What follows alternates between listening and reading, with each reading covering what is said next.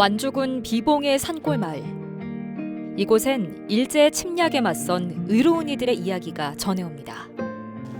불당굴이 이렇게 걸어 올라가면 나오나요? 네, 여기가 이쪽에 전체가 다 이게 북당골이에요. 북당골이라는 동네가 산뚝 요새장. 옛말에는 불당동, 이제 뺑 둘러서 산으로 둘러싸여가지고 누구도 몰라 여기를 쉽게 하면. 그게 옛날 산림이 꽉 우거지고 그래가지고 여기가 이제 1906년도에 쉽게 하면 최초로 대장가를 수눌가를 만들어갖고 도금을 만들고 그 다음에 화약이라든가 이 쉽게 하면 총포를 개조했던 이런 장소에 이 자리가 바로 이 자리가. 근데 지금 흔적은 찾아보기가 어려운가요? 흔적은 찾아보기는 어렵고 이렇게 이제 혹시라도 이렇게 포크레인 걸 팔으면 옛날에 그 쇠를 그 관리하고 뭐 했던 그런 흔적들, 똥, 뭐 이렇게 쇠 부스러기 이런 것들이 새카맣게 이제 쉽게 하면 탄 것이라든가 이런 것들이 이게 여기에서 밭에서 나왔었지.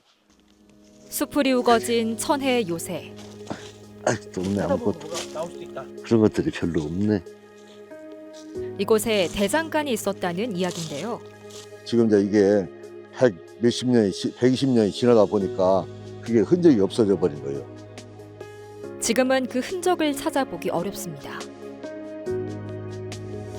후손들을 통해 생생히 전해지는 불당골의 숨은 역사. 그 이야기는 한 가문 9명의 독립운동가 일문구의사로부터 시작됩니다.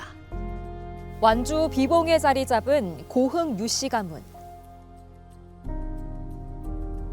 오늘 전북에 발견해선 한말 의병 활동을 통해 많은 전과를 세웠다고 전해지는 고흥 유씨 가문의 아호부의사, 일명 일문구의사에 대해 살펴보려고 합니다.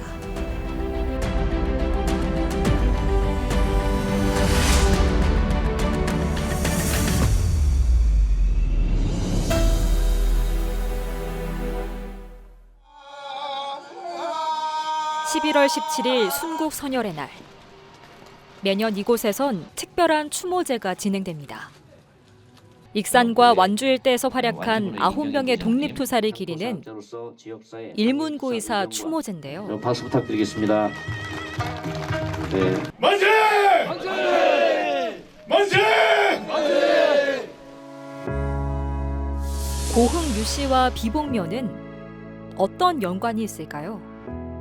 여기 산소가 그 의병대장 그 이후 치복시 칠대조 할아버지 산소예요.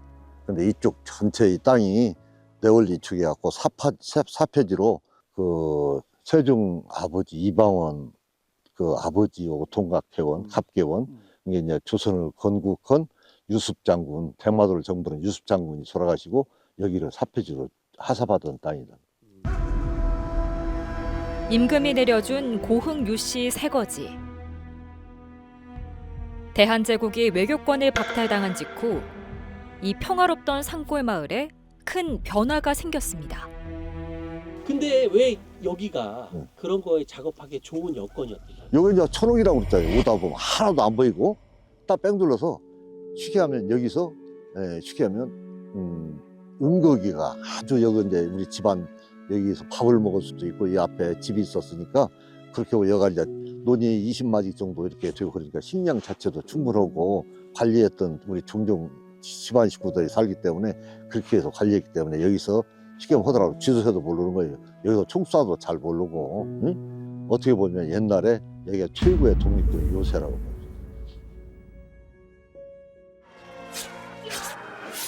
(1895년) 명성황후 시해 사건 이후 들끓은 민심은 무장투쟁으로 이어집니다. 우리 그 전라도 지역에서는 1906년부터 의병이 시작이 되었는데 1906년에 태인에서 의병을 일으킬 때 면함 최익현 선생이 임병찬 선생을 수장으로 모시고 장군을 젊은 장수, 실용 장수를 모시고 의병을 일으켰는데 처음에 80명, 15일 만에 남원 곡성 구례를 거쳐서 순창으로 돌아왔을 때가 800명. 동학 농민혁명의 여파로 다소 늦게 결성된 호남 의병. 광무 10년인 1906년 최익현은 80여 명의 선비와 함께 을사늑약 이후 호남 최초의 의병을 일으켰습니다. 무서운 기세로 일본군에 맞섰지만 뜻밖의 변수를 만나게 됩니다. 이 의병을 진압하러 온 사람이 광주와 전주에서 온 진위대가 조선군대가 왕명을 가지고 와서 해산해라. 그러니까 우리가 어떻게 일본군하고 싸우려고 했는데 전쟁을 할 수 있는가. 그래가지고 해산을 하고 지도자들이 잡혀가게 되죠. 동족끼리 피를 흘릴 수 없다며 의병을 해산한 최익현. 이후 대마도에서 생을 마감하게 됩니다. 초창기에는 지명도 있는 어른, 지역에서 뭔가 활약을 할 수 있는 능력이 있는 분들이 이끌고 나가줘서 의병장이 되고 의병을 활동을 시작을 했죠. 일본 구의사도 익산의 이규용 의병장하고 같이 해서 이규용 의병장에 같이 합류해서 전투를 하는데 그 중에 이제 아까 그 유시들 중에서도 유지명 의병장이란다든지 이런 분들은 꽤 크게 활약을 하신 분들이 계시거든요. 그래서 이제 그런 분들의 영향을 받았다. 호남의병 항쟁의 도화선이 된 최익현의 봉기 이후 우리 지역에선 의병들의 활약이 두드러졌습니다. 그중 대표적인 인물이 최익현과 함께 군사를 일으켰던 익산 의병장 이규홍인데요.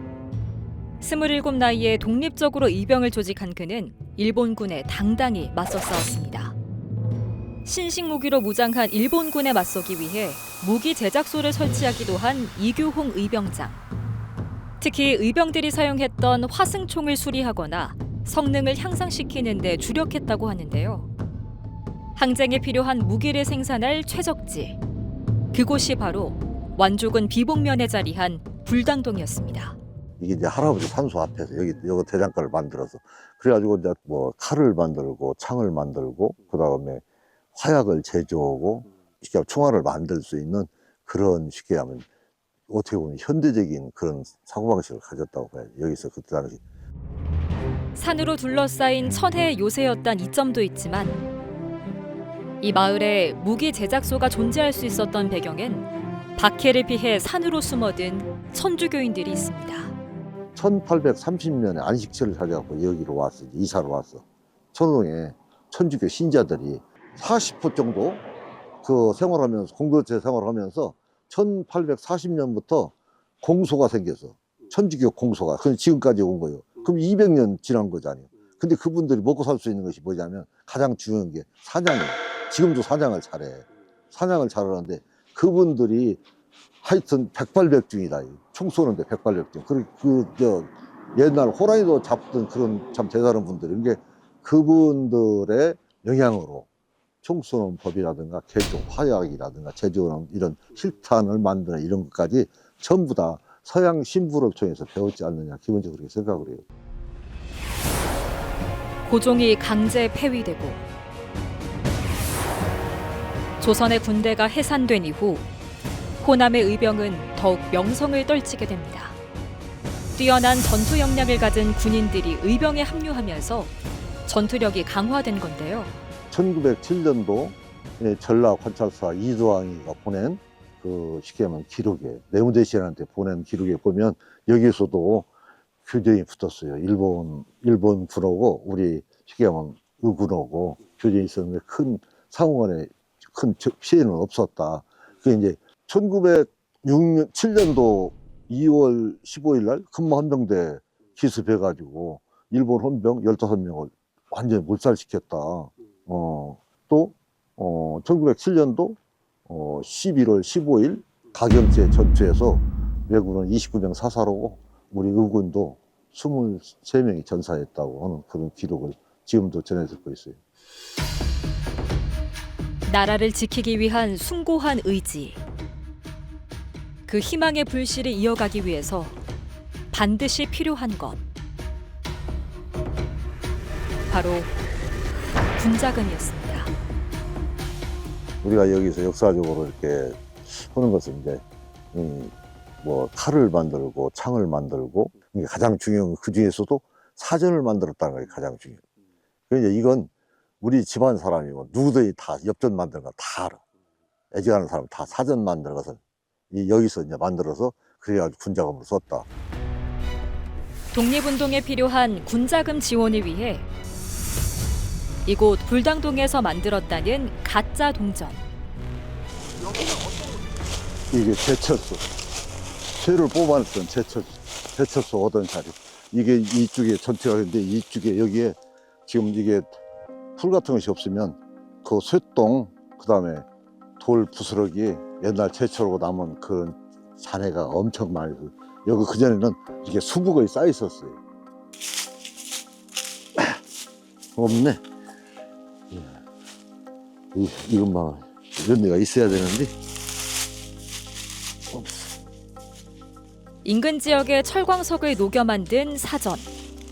이곳에서 갓 만든 엽전을 오래된 동전처럼 보이게 하기 위해 다양한 방법이 동원됐습니다. 옛날에는 그 투렁 밑에 거기다가 그 사전 주정을 집어넣고 넣고 빨리 녹슬기 위해서 이 물로 거기다 물을 부어가지고 녹슬기 만들어서 썼다는 거예요. 이게 1906년인 게 많은 세월 참 오래된 것 같처럼 해가지고 가짜가 아닌 진폐로 진짜 동전으로 엽전으로 이제 쉽게 하면 통행을 위해서 그렇게 했다는 거예요. 그 물 부어서 했다는 건 우리 집안도 다 나이 먹어서 애정하는 사람 그런 정도로 쉽게 하면 연구를 많이 했다. 군자금 조달에 앞장선 고흥 유씨 가문의 9사람은 유격전에도 참여하며 의병으로 많은 전적을 올렸습니다. 고흥유 씨가 그 비봉 근방에서 왕으로부터 하사받은 땅들이 있는 것이 그 유습장 그 보흥의 그 기본 유씨들의 터전이 되거든요. 그래서 이제 그 같은 유씨들이 뭉쳐 살고 있는데 그 중에 어느 분이 의병에 나서서 가자 이렇게 해 나가니까 아무 같이 나가죠. 맞아면 아저씨 가면 나 따라갈래요. 같이 가세요. 이렇게 일어나서 나가진 것이다. 이렇게 해석이 되고요. 일문구의사 중 가장 촌수가 높은 이가 유치복 의병장인데요. 전라도와 충청도 일대에서 크게 활약했습니다. 유치복 의병장이 그때 별명이 유살가지라고 했대요. 한번 물면 놓지 않고 잘못 걸리면 쉽게 하면 결단이 나기 때문에 허자는 대로 주위에 군자금이 모시고 반강압적도 하고 평화적으로 하더라도 그렇게 하고 묵음을 많이 했대요. 그분이 위상이 대단했대요. 그게 유치복 의병대장이 일본군을 상대로 크고 작은 승전보를 남길 수 있었던 데는 남다른 비결이 있었습니다.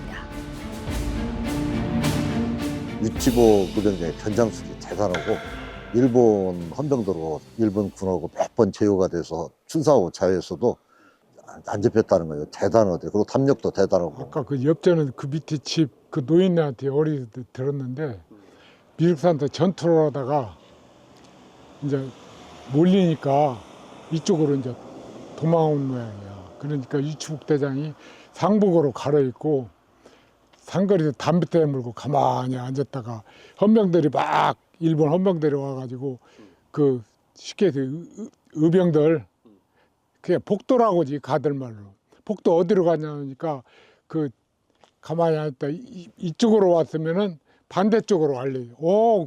그놈들이구만 저쪽으로 왔어 그렇게 알려줬다고. 당신이 의병이었는데 두 병대장이. 옷 갈아입고 당시 대장인데 옷 갈아입고 그 노인이라고 하는 데가 배 담이 얼마나 좋은가 황복을 들으면 탄띠가 있다 이거예요. 근데 능청맞게 그렇게 했다. 전국적으로 의병 활동이 약화되는 중에도 더욱 기세가 높아진 호남 의병. 결국 일본은 대대적인 군사작전에 나섭니다. 이 의병들이 얼마큼 설쳤든지 일본이 이 의병을 토멸하기 위해서 호남 대토벌 작전이라는 걸 1909년에 펴니다. 정규 군대를 보내죠. 이제 지금까지는 헌병이나 뭐 이렇게 지역별로 파견한 군대가 있었는데 일본의 정규 연대가 2개 연대가 와가지고 한쪽에서부터 서로 나가기 시작을 해서 이제 전쟁 다 끝났다. 일본 애들이 의병 다 잡았다 이제. 그러니까 조선이 이제 먹어도 된다. 그래서 1910년에 이제는 앙알거릴 놈 하나도 없다. 합쳐. 이렇게 해서 강제병합이 10년에 이루어집니다. 그 전에 1909년까지 의병들의 그 희생이 얼마나 컸는지를 우리는 기억해야 되고. 호남 폭도 대토벌 작전으로 인해 호남 의병이 와해되고 전국적인 의병 활동도 막을 내리게 되는데요. 인피로 피신한 유치복 장군은 밀고로 인해 체포되고 맙니다. 이게 조직도 불고 활동 사항을 부르라고 하니까 그때 군자금이라든가 활동 그런 사항, 또 가장 중요한 것은 그때 당시에 부호들 한 100명이 의무적으로 군자금을 쉽게 하면 됐다는 거예요. 근데 한 사람도 고발을 안 해서 그분들은 그 다음에 군자금을 쉽게 하면 만주로 보내서 활동할 수 있는 그런 내용을 부르라고 하니까 조직을 부르라니까 혀를 깨물어갖고 일본 험마한테 뱉어버리니까 이제 쉽게 하면 머리에 총을 쏴갖고 그 양분이 돌아가셨는데 그때가 1910년 9월 7일 날. 1910년 일제는 한일 합방을 기념해 이른바 대사령을 발표하며 그간의 죄를 면해주겠다는 선심성 정책을 공표하게 됩니다. 그러나 그 이면에는 일본에 대항했던 의병들을 색출해서 탄압하고자 하는 계획들이 은밀하게 숨겨져 있었습니다. 경술국지 당시 일본은 지금의 대사면 복권과도 같은 대사령을 단행합니다. 이는 1910년 이전의 활동으론 처벌할 수 없다는 내용인데요. 실제로는 사소한 범죄자나 자수한 자들을 중심으로 사면을 했을 뿐 의병이나 의병장, 애국지사들에 대한 탄압과 법 집행은 계속됐습니다. 공적이 현저한 이들을 중심으로 중형을 선고한 일제. 일문구의사 역시 모두 체포돼 혹독한 옥고를 치르게 되는데요. 후손들은 선조의 이런 행적을 소상히 밝히기 위해 노력해왔습니다. 제 방에 있어요. 지금도 우리 비봉에 제가 태어난 데 우리 정주 할아버님이죠. 받은 훈장을 이렇게 모시고 있죠. 저희 아버님이 항상 하신 얘기가 있어요. 내가 죽기 전에 뭐 좀 해야 할 텐데 너를 봐서는 정주 할아버님이 그 당시에는 아마 의병 활동이라고 봐야 할 거예요. 독립운동이라는 개념보다는. 이렇게 해서 참 돌아가셨는데 그걸 내가 증거를 못 찾고 있다. 그분들이 활동했던 내용이 기록이 없는 거예요. 기록이 없어가지고 내용을 어떻게 했는지 모른다. 그리고 저쪽에 송태식 씨, 진천송 씨 바로 옆에요. 그 종경에도 가서 물어봤어요. 어떻게 당신은 알고 있냐 했더니 근거가 없어가지고 송태식 씨 참부장이 뭐 제일 먼저 잡혀갔더니 7년 살았어. 그 양반은. 그랬는데 그 양반 재판 기록을 보고 또 공적 조서를 보고 그래갖고 이제 문서를 찾기 시작했어. 그래가지고 대전, 부산 문서보관소에서 이 양반들 재판 기록을 보고. 요즘 같으면 전산으로 찾는 게 있지만 당시에는 이렇게 그런 기록들을 있으면 이렇게 넘기는가 봐요. 가서 이제 가셨다가 며칠 있다 오시기도 하고 계속 가서 찾다가 그걸 찾으셨어요.